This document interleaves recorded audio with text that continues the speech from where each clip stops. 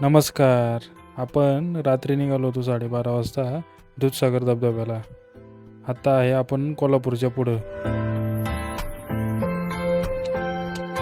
मग आपण थांबलो होतो नाश्त्याला बेळगावमध्ये. नाश्त्याला लय अडचणीतून नाश्त्याला भेटलो होतो आपल्याला.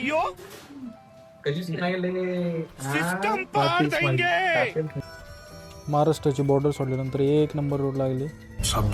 मस्त असं जंगल होतं आणि रोड पण लय भारी होती. गाडी चालवायला पण मजा येत होती.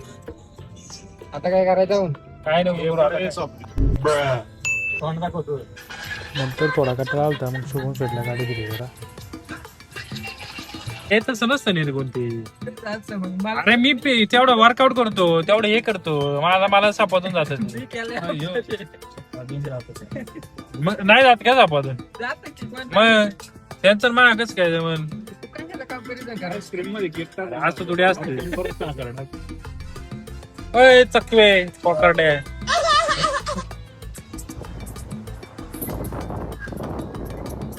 जवानाचा काय संबंध आहे? जागा सोडली होती. अरे यांनी डायरेक्ट गॅस दिला, आता डायरेक्ट इकडे गॅस दिला.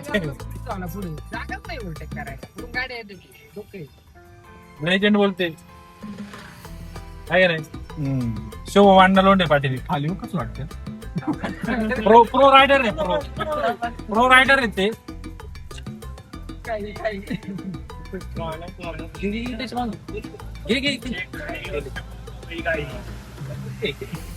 आता कसं काय बोलता शिवून शकले गाडी सगळे यातली शिवून हे व्लॉग चालू आहे आता. असं जाणार आहे.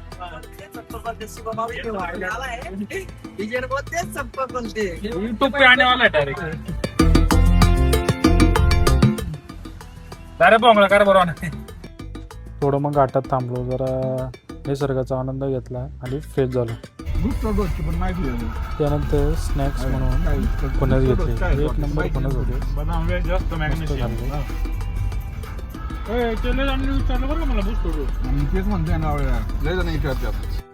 मग आपण रूमवरती पोहोचलो. मस्त असा कॅफे आणि चांगल्या रूम होत्या.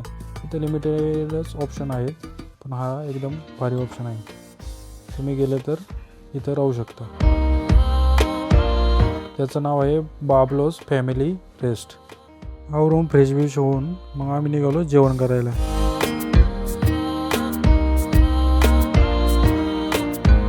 जेवण करायला मग चिकन आणि खेकडे घेतले होते.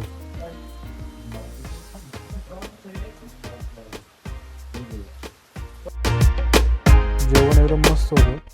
मस्त जेवलो. खेकडे ते एकच नंबर होते.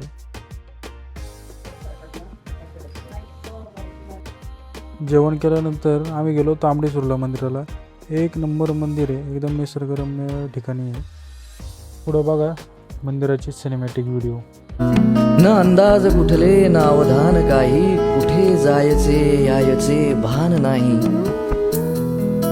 जसा गंध निघतो हवेच्या प्रवासा, जसा गंध निघतो हवेच्या प्रवासा, न कुठले नकाशे न अनुमान काही. कशी ही अवस्था कुणाला कळावे, कुणाला पुसावे, कुणी उत्तरावे. बाकी काही पान उचलायची मला दाखवा लागतं ना.